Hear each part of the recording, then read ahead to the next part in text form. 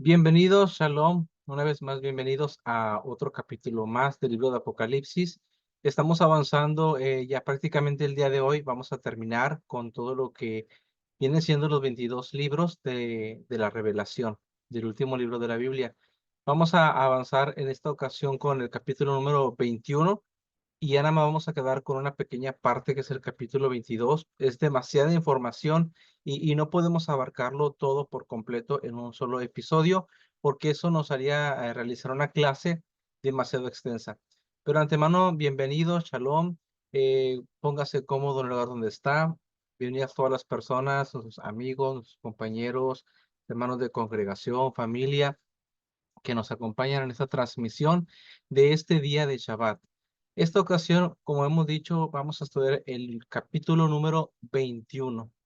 El capítulo número 21 que se le conoce prácticamente como un cielo nuevo y una tierra nueva. Vamos a mirar que el libro del Apocalipsis tiene demasiadas cosas importantes en el sentido de que están encriptadas dentro de símbolos. Recuerden que generalmente todo el libro de Apocalipsis son símbolos, son aspectos que son eventos detrás de símbolos que deben de ser descubiertos y que deben ser interpretados con la misma asistencia y con la misma ayuda de las escrituras. Entonces, este capítulo no es la excepción. Nos va a hablar varios aspectos que nosotros tenemos que analizar cuidadosamente. Existen diferentes escuelas o formas de pensamiento para poder interpretar el libro de Revelación. Existe la escuela preterista, existe la escuela amilenarista y existe la escuela futurista. Entonces, cada una de ellas da diferentes matices.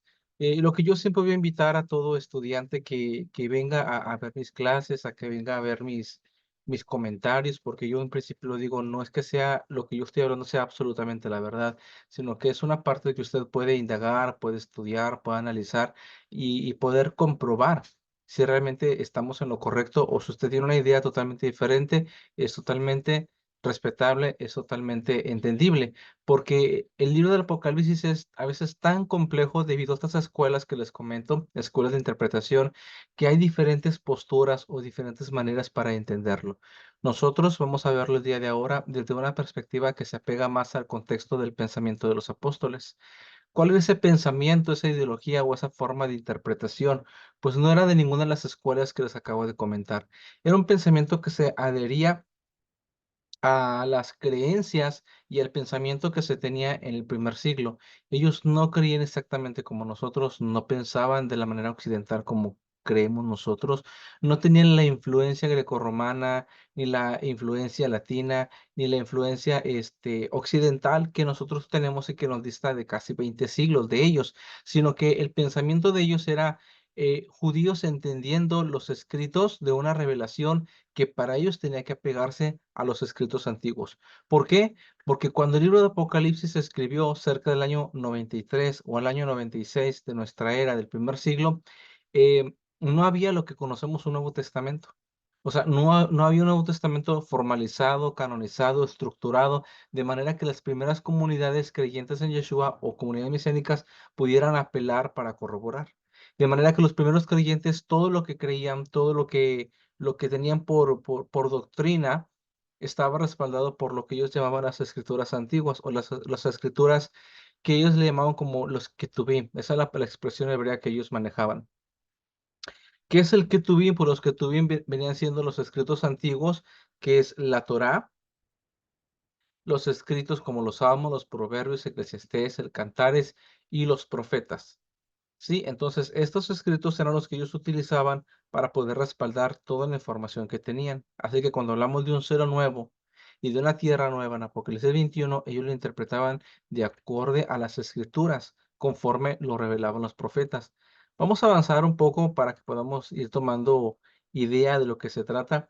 Yo les quiero llevar a Isaías 66, 65, versículo 17 el día de hoy, para que ustedes comprendan cómo es que está la promesa de parte del Eterno y dice de la siguiente manera.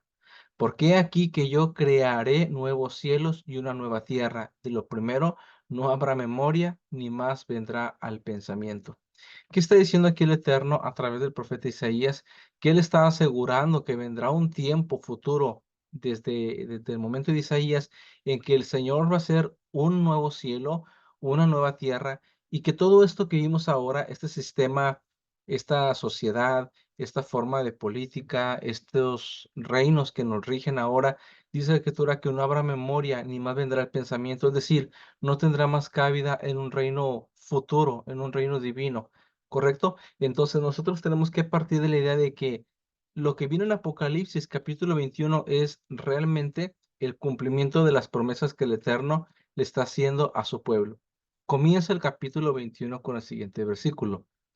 Vi un cielo nuevo y una tierra nueva, porque el primer cielo y la primera tierra pasaron, y el mar ya no existía más.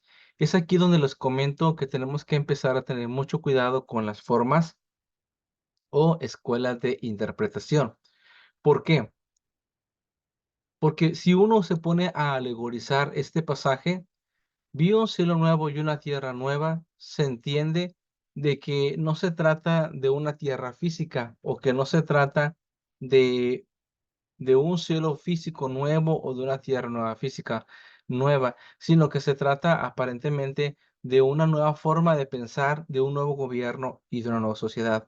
Existen religiones o denominaciones que tienen ese tipo de creencia o ese tipo de interpretación de que la expresión cielo nuevo y tierra nueva no significa una creación física o una creación literal renovada o hecha nueva, sino que tiene que ver más con el pensamiento de un gobierno celestial y una sociedad completamente justa. Eso tiene cierto sentido dentro del alegorismo o la forma de alegorizar las escrituras, pero cuando nosotros analizamos el libro de Apocalipsis, el capítulo anterior del Shabbat pasado, que fue Apocalipsis 20, nosotros vimos el tema del milenio y lo entendimos de una forma literal. De manera que nosotros no podemos decir que una parte del Apocalipsis es literal y otra parte es alegórica. O lo es todo alegórico o lo es todo literal. Y como hemos entendido que el libro de Apocalipsis, capítulo 20, un reino milenial, un reino de parte del Mesías, el real, es físico y es literal, por lo tanto, el capítulo 21, cuando habla de un cielo nuevo y una tierra nueva, también se está refiriendo en un sentido literal. Recuerden que en el capítulo pasado vimos el último segmento que se llamaba el Gran Trono Blanco. Y en él vimos cómo Hashem, cómo Dios juzga a la humanidad por sus obras, por sus acciones, por su forma de vida.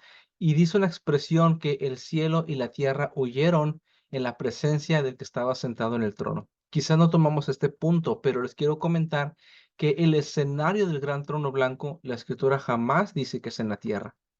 Dice que los otros muertos resucitaron después del milenio. Los libros fueron abiertos. Recuerdan todo lo que estudiamos el Shabbat pasado, pero nunca dijimos que ese gran trono blanco estuviera en la tierra.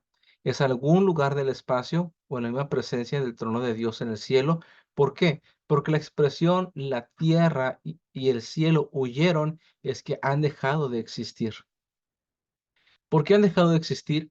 Porque conforme la promesa que leímos en Isaías 65, versículo 17, hay una promesa de que se va a crear un cielo nuevo y una tierra nueva, una creación completamente nueva que traiga todas las condiciones ideales que nos otorguen la capacidad de vivir eternamente dentro de esa tierra. Recuerden que el cielo nuevo y la tierra nueva tendrán capacidades de que no se autodestruirán, no habrá terremotos, no habrán incendios, no habrán erupciones volcánicas, porque será una tierra con las condiciones perfectas para que los justos puedan vivir y puedan morar dentro de ella. Entonces, vi un cielo nuevo y una tierra nueva. Sí se trata de un cielo y de una tierra literal, un mundo completamente nuevo, una creación nueva otra vez. La escritura dice, yo hago todas las cosas nuevas. Entonces, hacer todas las cosas nuevas es que todo vuelve a empezar, vuelve a crearse. Aquí lo importante es que dice la expresión también, y el mar ya no existía más. Entonces, si consideramos que el cielo nuevo y la tierra nueva es literal, está diciendo el mar ya no existía más.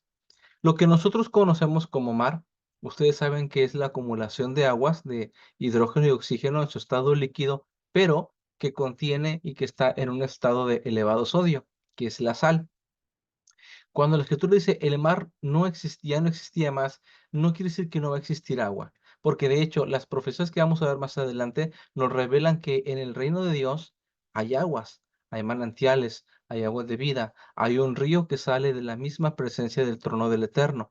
¿Qué significa entonces que el mar ya no existía más? Quiere decir que la composición química del agua, que es dos átomos de hidrógeno y uno de oxígeno, ya no tendrán la adherencia del sodio de la sal, que es lo que hace la mutación o que hace que el agua del mar no pueda ser potable. No podemos bebernos el agua del mar porque el mar está dañado, o no está dañado, sino que se encuentra en un estado de sal.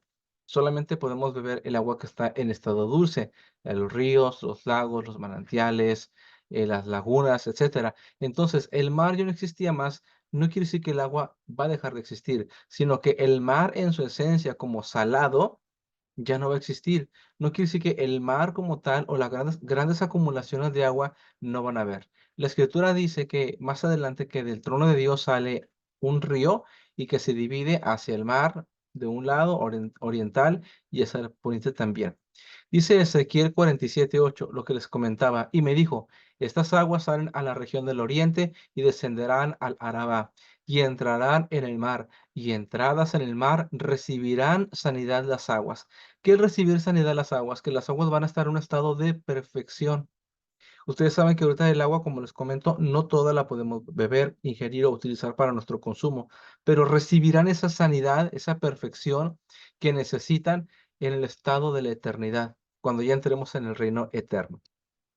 Ahora, dice Zacarías capítulo 14, versículo 8, acontecerá también en aquel día que saldrán de Jerusalén aguas vivas. Se dan cuenta que la presencia del agua está dentro del reino eterno. Recuerden algo muy importante, aquí ya no estamos en el reino milenial.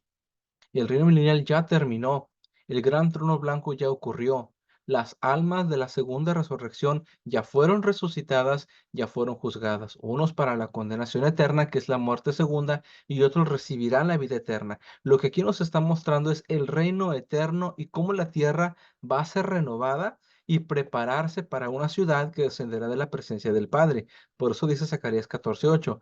Acontecerá también en aquel día que saldrán de Jerusalén aguas vivas, la mitad de ellas hacia el mar oriental y la otra mitad hacia el mar occidental, en verano y en invierno. Quiere decir que sí va a haber el líquido, sí va a haber agua durante el reino eterno. Y el siguiente versículo de Apocalipsis 21 nos dice de la siguiente manera, y yo, Juan, vi la santa ciudad, la nueva Jerusalén, descender del cielo de Dios, dispuesta como una esposa ataviada para su marido.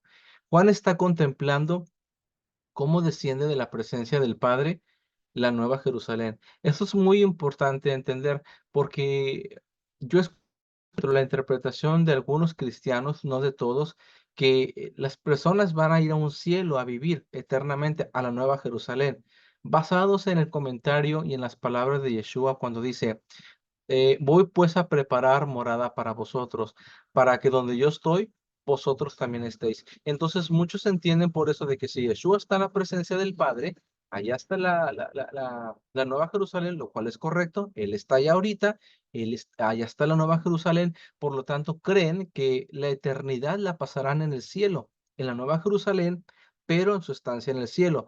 Pero la Escritura dice que la Nueva Jerusalén está siendo construida, está siendo perfeccionada para que cuando venga el rey, que es Yeshua, también dice aquí el texto, descenderá la Nueva Jerusalén. El verbo descender significa bajar, se instalará desde el cielo hacia la tierra.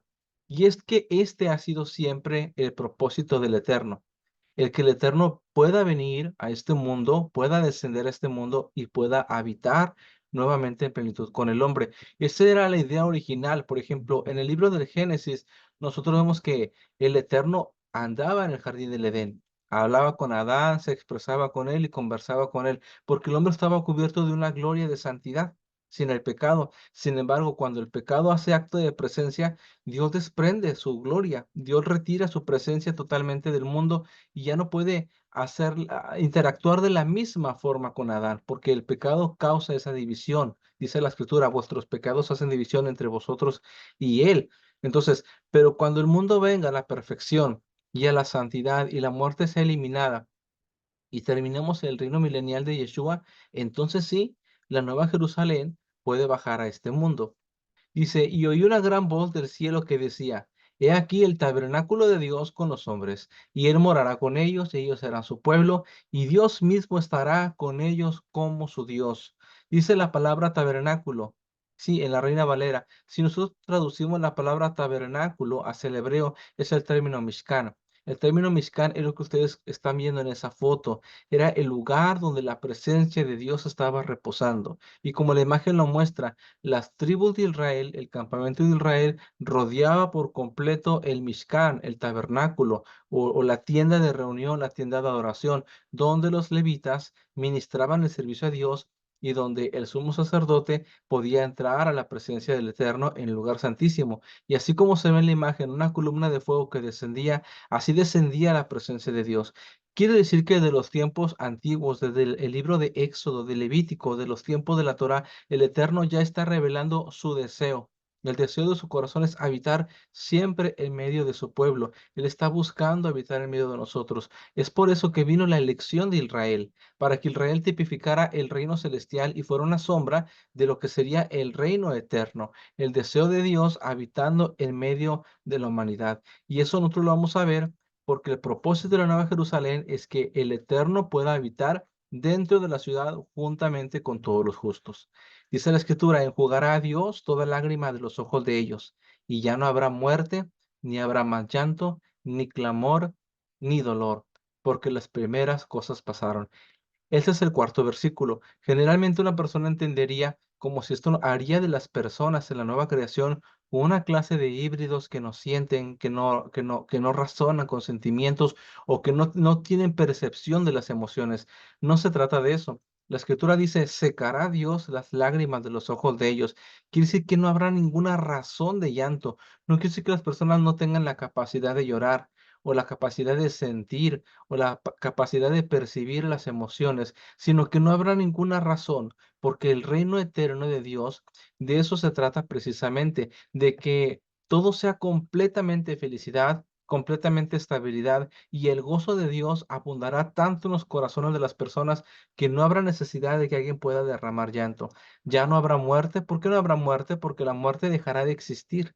Cuando vimos el tema del trono blanco, dice la escritura, y la muerte y el Hades fueron lanzados al lago de fuego. Vimos el tema que era un simbolismo de aniquilación. No hay necesidad de muerte. Durante el reino eterno ya no habrá muerte. Cuando vimos el tema del reino milenial, recuerden que vimos que muchas personas iban a sobrevivir ante la llegada de Yeshua y con el tiempo iban a aprender de la escritura, podían aceptar la verdad de la escritura o podían rechazarla y al final de cuentas morirían como cualquier persona. La única cuestión es que en el reino milenial la vida se iba a prolongar poco a poco más.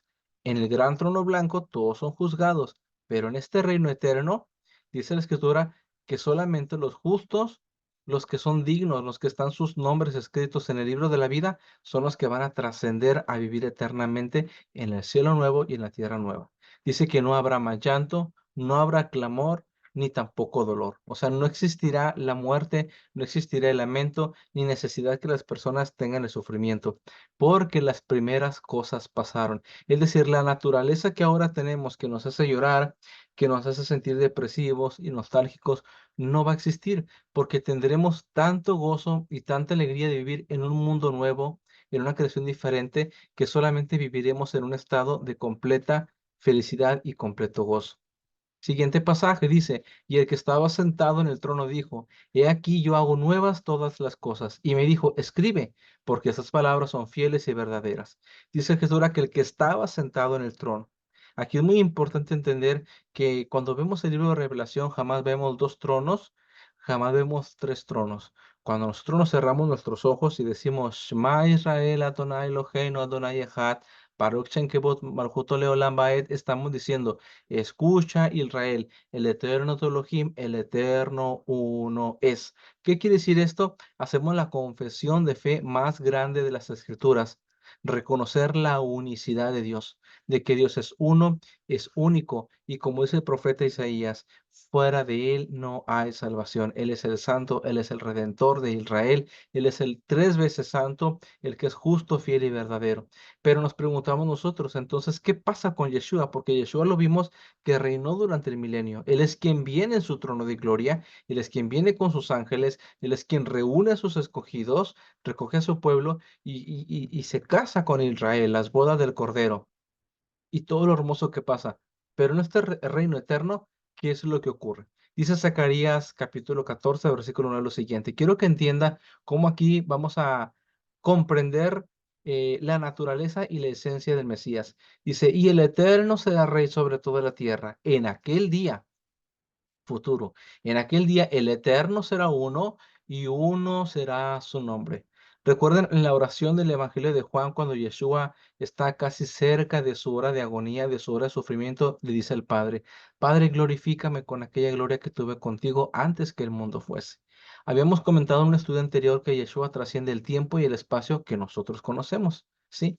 Que es el tiempo, el cronos, lo que nos mide a nosotros. Pero aparte del cronos, que es el tiempo medible, el tiempo computable, existe lo que se le conoce como el tiempo kairos, el tiempo indefinido, el tiempo eterno, lo que no podemos computar, lo que no podemos trascender nosotros ni contabilizar, porque está dentro de lo que se le llama la esencia de la eternidad de Dios. La Escritura dice que en esa eternidad de Dios es un tiempo indefinido, nadie puede decir exactamente cuándo el Eterno, el Padre, engendró a su Hijo. ¿Qué es engendrarlo? Lo hizo emanar de Él, porque Él es su palabra, Él es su logos, su verbo, Él es su expresión, Él es su brazo derecho, Él es la diestra del Eterno, es su sabiduría y es su poder.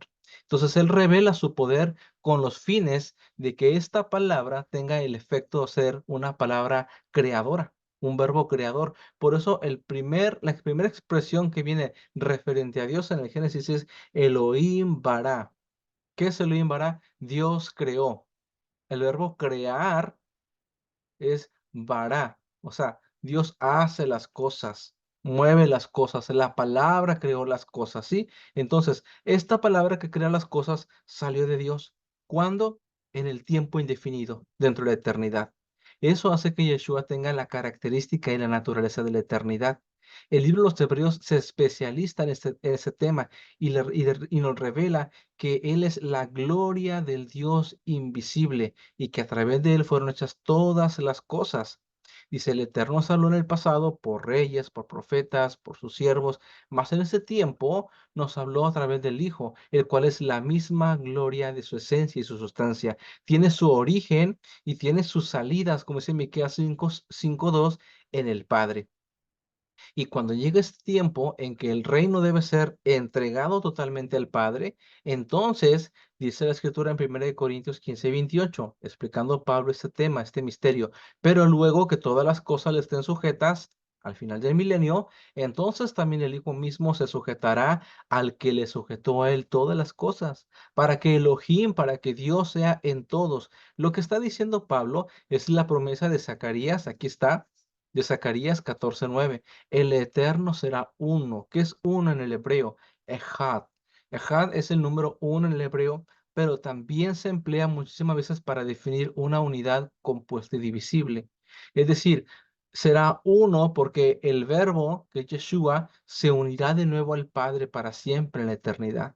No habrá esa necesidad que tenemos ahora de entender que está el Padre sentado en su trono y que a su derecha está su palabra, que es su Hijo, porque en el día en que venga el reino eterno, este reino que estamos hablando de cielo nuevo y tierra nueva, habrá una entereza total, como lo hubo en un principio, antes de que la palabra fuera manifestada. La palabra que es Yeshua también se le conoce como Or Olam en el hebreo, la luz del universo, la luz del mundo. ¿Cuándo aparece este Or Olam? En Génesis 1, cuando dice, y dijo Elohim, sea la luz. Nótese que la luz no fue creada, dijo sea. ¿Por qué sea? Porque Dios es luz y la luz sale de Dios. Entonces, así como la luz se desprendió de Dios para los propósitos de la creación, esa luz del primer día es recogida de nuevo al Padre. En esencia, vuelve al seno del Padre, vuelve dentro de él. Por eso en el Apocalipsis siempre vemos un solo trono nada más, Por eso Zacarías dice que en aquel día el nombre del Eterno será Ejad, será una unidad, otra vez se complementará. Entrará el Hijo dentro de la gloria del Padre y se sujetará, como dice Pablo, que se sujetará, entregará todas las cosas para que el Padre esté sobre toda la creación nuevamente. Versículo 6 de Apocalipsis 21 dice, y me dijo, hecho está, yo soy el alfa y el omega, el principio y el fin. Al que tuviere sed, yo le daré gratuitamente de la fuente del agua de la vida. Aquí se está expresando el Eterno diciendo, yo soy el alfa y la omega, pero recuerden, aquí ya está en la unión total. Se fusiona el Padre, el Hijo en el trono en uno solo. Dice Juan 7:38, el que cree en mí, como dice la Escritura, de su interior correrán ríos de agua viva. Entonces aquí vemos nosotros el cumplimiento de la Escritura y de las profecías. Versículo 7 nos dice, el que venciere heredará todas las cosas y yo seré su Dios y él será mi hijo. Dice, al que venciere. Esta referencia la encontramos también en Apocalipsis 3:21, donde nos dice, al que venciere le daré que se siente conmigo en mi trono, así como yo he vencido y me he sentado con mi Padre en su trono. ¿Se dan cuenta cómo viene la unidad? Se viene desde Apocalipsis 3, viene anunciando Yeshua esa unidad que él tendrá junto con el Padre, que será una unidad eterna. Ahora, ¿qué se trata del término de vencer? El que venciere heredará todas las cosas. ¿A quién se trata de vencer? Se trata de vencer el poder de la bestia. Recuerden que el tiempo del Apocalipsis, aunque muchas personas dicen que no lo van a vivir, que se van a ir de este mundo, que van a escapar en un rapto secreto, yo siempre lo he dicho, esa doctrina yo no la comparto, pero respeto a quienes la tienen. Sin embargo, cuando dice escritura que vencerán, el Apocalipsis hace referencia a los que han vencido la bestia y la marca de la bestia. Esos son los que tienen participación en la primera resurrección, ¿lo recuerdan? Los que no habían adorado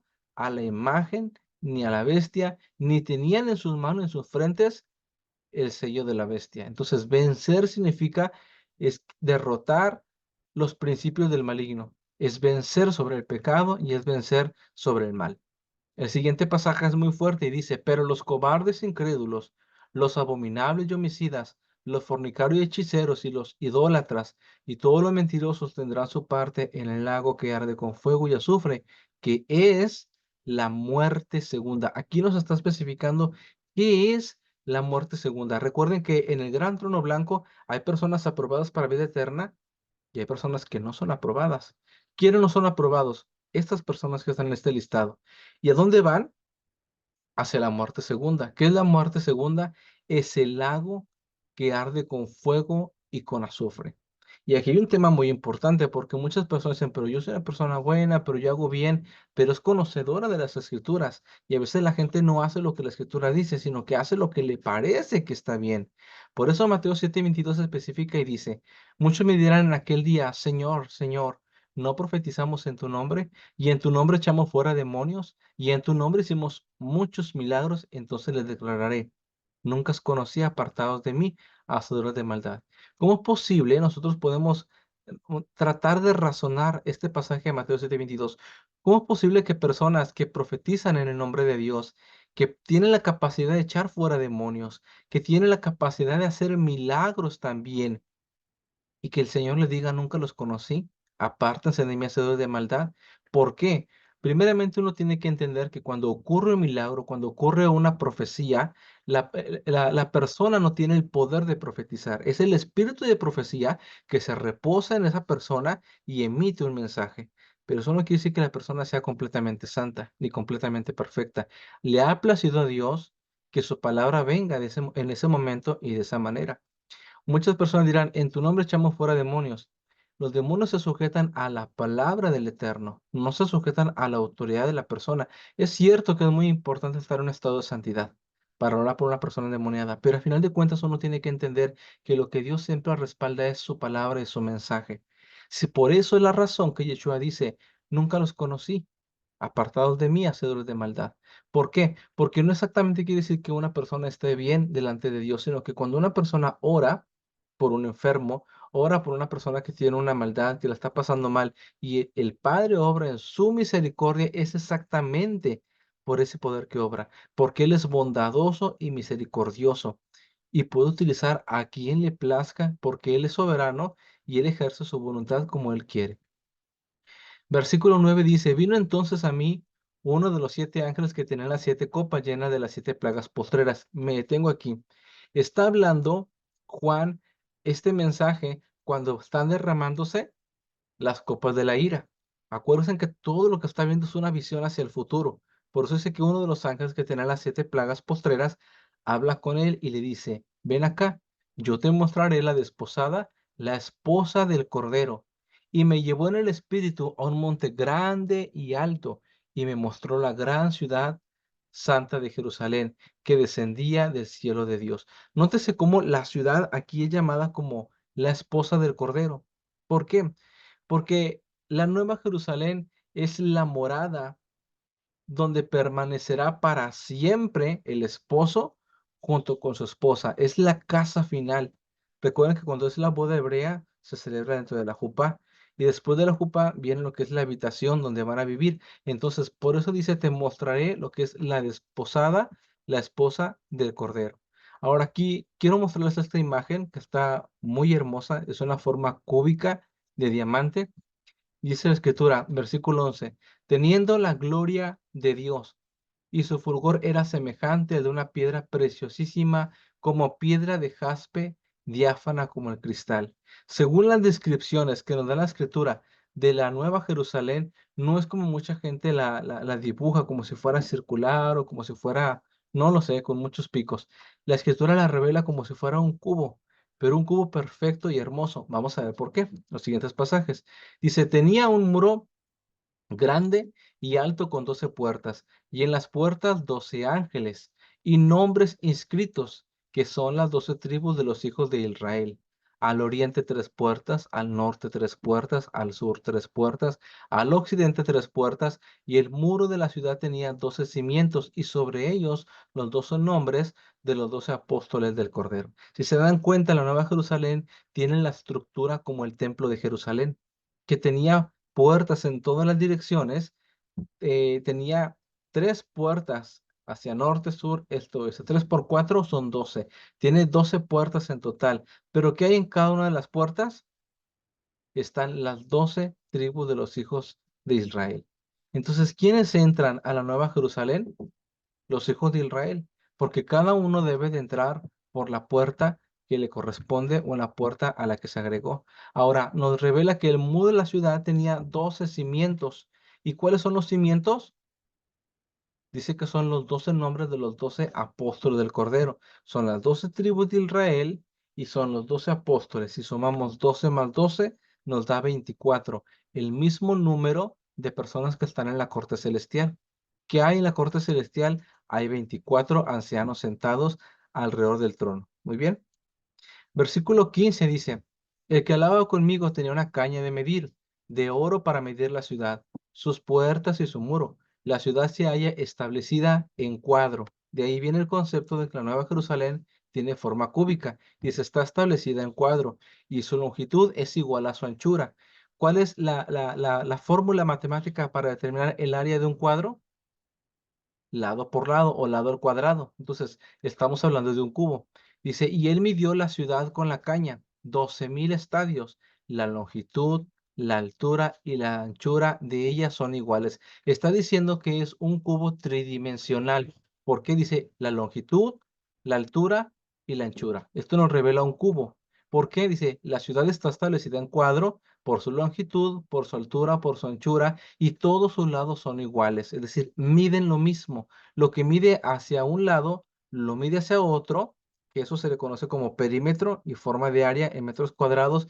Y si le damos elevación, que es altura, se le conoce como metros cúbicos o volumen. Y todo es un cuadro perfecto. ¿Cuál es la medida? 12.000 estadios. Ahora vamos a tratar de interpretar nosotros el concepto de los 12.000 estadios. Un estadio dentro de la configuración bíblica es 186 metros. 186 metros lineales es lo que mide un estadio. Por lo tanto, si un estadio mide 186 metros, ¿cuántos serán 12.000 estadios? 12.000 estadios es 232.000 metros. Si nosotros queremos reducir la cantidad de 2.232.000 metros a kilómetros, estamos hablando de que 2.232.000 metros vienen siendo 2.232 kilómetros lado por lado y su debida altura. ¿Por qué debida altura? Porque hay habitaciones como edificios hacia arriba también. Ahora, esto es una dimensión grandísima, créanme. Tan grande que yo lo ilustré de esta forma. Yo estoy en México ahora, en este momento, vivo en México, en la ciudad de Reynosa. Yo quise saber cuál era la dimensión de estos 2.232 kilómetros. Yo he viajado desde Reynosa hasta Ciudad Juárez, Chihuahua, y son casi exactamente 1.000 kilómetros. Es una distancia grande y me cansé bastante en mi viaje porque fue un viaje por tierra. Entonces quise saber cuánto era la distancia de 2.232 kilómetros y es la distancia que existe desde Ciudad Juárez, Chihuahua, hasta la región central de Tabasco. Todo eso. O sea, prácticamente la Nueva Jerusalén puede cubrir y aplastar todo lo que la gente conoce como el país de México. Si usted está en Colombia, en Estados Unidos, tome las medidas, utilice Google Maps, la aplicación de regla y mida 2.232 kilómetros. Es un área impresionante. Yo llevé estas medidas hacia la región de Medio Oriente. Créame, estas medidas miden prácticamente todo Medio Oriente. Israel, el norte de Arabia, el Arabá, como dice la escritura, Irak, eh, la región iraní, abarca un área demasiado grande en realidad. Quiere decir que la Nueva Jerusalén no es una ciudad pequeña. Le voy a decir por qué. Yo vivo en la provincia o en el estado de Tamaulipas. Y yo he visto que geográficamente Tamaulipas, que es esta pequeña parte que está aquí, se la muestro. Tamaulipas es mucho más grande que Israel. Es casi la misma. O sea, Tamaulipas es un poquito más grande que Israel. Y Tamaulipas es una provincia, es solamente un estado de todo lo que es México. Entonces, si la Nueva Jerusalén tiene que bajar a Israel, les afirmo que Israel va a tener un territorio muchísimo más grande del que tiene ahora. Por eso estamos hablando, recuerden, el concepto de un cielo nuevo y una tierra nueva. La tierra tendrá unas condiciones magníficas. La escritura no dice que será igual. Será apta para que se desarrolle en ella la vida eterna. Entonces será tan grande la tierra, será tan extensa la tierra, su longitud será tan grande que podrá tener sin ninguna dificultad una ciudad de estas dimensiones. Dice la escritura, y midió su muro 144 codos de medida de hombre, la cual es de ángel. El material de su muro era de jaspe, pero la ciudad era de oro puro semejante al vidrio limpio. ¿Cuánto es un codo? ¿Cuánto equivale, mejor dicho, 144 codos equivale a 65 metros de altura que tendrá el muro de la ciudad? Ahora, quien ha tenido la oportunidad de conocer el jaspe es un material demasiado lujoso, demasiado hermoso y muy brillante. Tener un muro de 65 metros de altura y que dé 2.232 kilómetros lado por lado, por lado, por lado, es una belleza total. Va a ser una ciudad que brille totalmente por la hermosura que tiene esta piedra. Aquí el pasaje está diciendo, ese es el muro que rodea la ciudad, pero la ciudad en sí está llena de oro. Ahorita en el mundo no existe el oro suficiente para poder crear una ciudad con estas dimensiones y con esta belleza. Quiere decir que cuando la escritura nos habla de un cielo nuevo y una tierra nueva, nos está hablando de un cielo nuevo y de una tierra, un planeta nuevo que tiene todos estos materiales necesarios y que Dios los va a hacer emanar para que pueda tener esta gloria y esta hermosura. Versículo 19 dice, y los cimientos del muro de la ciudad estaban adornados con toda piedra preciosa. El primer cimiento era el jaspe, el segundo zafiro, el tercero ágata, el cuarto esmeralda, el quinto ónice, el sexto cornalina, el séptimo crisólito, el octavo berilo, el noveno topacio, el décimo crisopraso y el undécimo jacinto y el duodécimo amatista. Si se dan cuenta, son 12 clases de diamantes o piedras preciosas o extracciones de la tierra hermosísimas, las más hermosas y más costosas que puedan haber. Cada una de esas que acabo de mencionar son muy, muy caras en la actualidad, es muy difícil obtenerlas, pero ¿dónde pueden ustedes encontrarlas? Además de las escrituras, además de verlas en la descripción de la Nueva Jerusalén. Cuando nosotros vemos las parashá, las porciones de la Torá, en el libro de Shemot, en el libro de Éxodo, vemos que el Eterno le dice a Aarón y a Moshe, es necesario que hagas un pectoral que el sumo sacerdote tiene que llevar en su pecho, en el cual serán 12 piedras, y en las piedras estarán escritos las 12 tribus de Israel. Recuerden, la Nueva Jerusalén tiene 12 puertas. Las 12 puertas tienen los nombres de las 12 tribus de Israel. El pectoral que tenía el sumo sacerdote, que servía de conexión con la presencia de Dios también, tenía esas piedras también. Quiere decir que el Eterno está seleccionando lo mejor para embellecer la ciudad real, que es el lugar donde él va a habitar, el trono de su presencia. También dice la escritura en el versículo 21, las 12 puertas eran 12 perlas. Quiere decir que los accesos que vimos, tres al norte, tres al sur, tres al oriente, tres al poniente, tienen o están cubiertas completamente de perlas. Cada una de las puertas era una perla y la calle de la ciudad era de oro puro, transparente como el vidrio. O sea, es completamente un oro que se encuentra completamente pulido. Y no vi en ella templo, porque el Señor Dios Todopoderoso es el templo de ella y del Cordero. Ustedes recuerden que en el tema del milenio, el tema del Shabbat pasado, vimos la importancia del templo. El templo va a existir, el templo va a ser el trono del Mesías, el templo se le van a restablecer los servicios de la adoración a través de las ofrendas, que se le conoce como los Corbán, descritos en Ezequiel capítulo 40, 41, 42, 43 y 44. Sin embargo, aquí en el reino eterno, después del milenio, no hay un templo como tal. ¿Por qué no hay un templo? Dice, porque el Señor Dios Todopoderoso es el templo de ella y del Cordero. O sea, ellos están dentro de la ciudad como uno solo. Recuerden, hay un solo trono en la Nueva Jerusalén. Dice, la ciudad no tiene la necesidad del sol ni de la luna que brillen en ella, porque la gloria de Elohim la ilumina y el Cordero es su lumbrera. En este pasaje estamos descubriendo que es un cambio total de la naturaleza.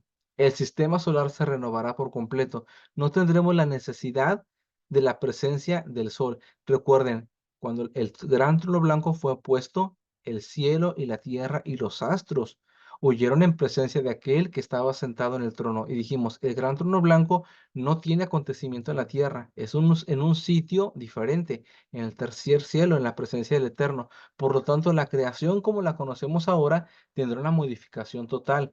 Y la gloria del Eterno es lo que va a hacer que la ciudad pueda estar iluminada para siempre. El verso 24 nos revela cuál será el estado de la humanidad a pesar que esté la nueva Jerusalén sobre el nuevo mundo.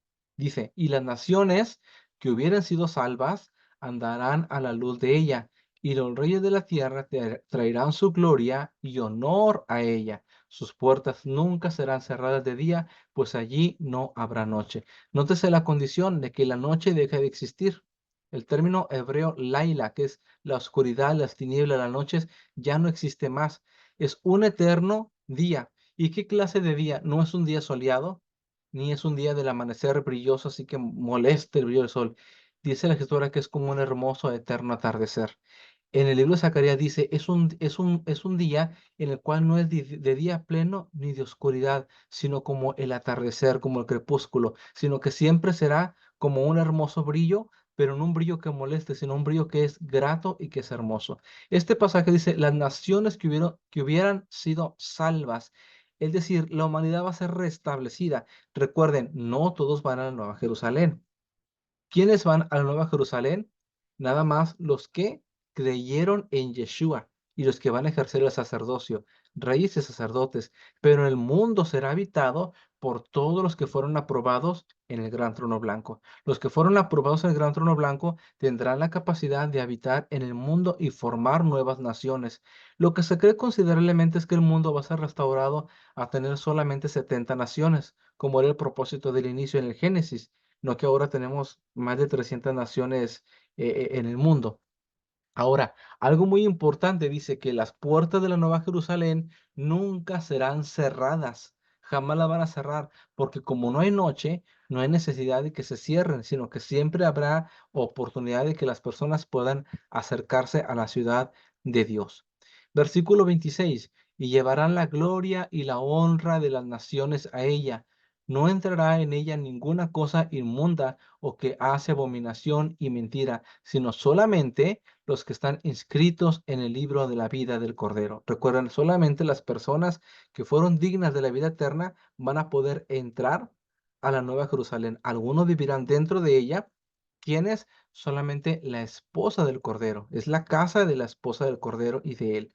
Pero la gente que fue salva en el gran trono blanco vivirá fuera de la ciudad. Sin embargo, la tierra estará en condiciones tan perfectas y tan hermosas que la gente vivirá completamente feliz y mirará a la Nueva Jerusalén como la sede o como la capital del imperio eterno. Isaías 66:22 nos habla acerca de estas descripciones y nos dice, porque como los cielos nuevos y la tierra nueva que yo hago permanecerán delante de mí. No dice que es provisional, dice permanecerán, dice el Eterno. Así permanecerá vuestra descendencia y vuestro nombre, hablando del pueblo de Israel. Y de luna nueva a luna nueva y de día de Shabbat en día de Shabbat vendrán todos a adorar delante de mí, dijo el Eterno. Quiere decir que va a seguir la adoración que constantemente hacemos nosotros de honrar al Eterno en el día de Shabbat. Amigos, este es el capítulo 21 del libro del Apocalipsis. Nos vamos a ver en el siguiente episodio, que es el capítulo 22, para que vaya preparándose y lo vaya leyendo. Gracias por haber venido una vez más a estar con nosotros y que tenga un bendecido día de reposo. Shabbat Shalom.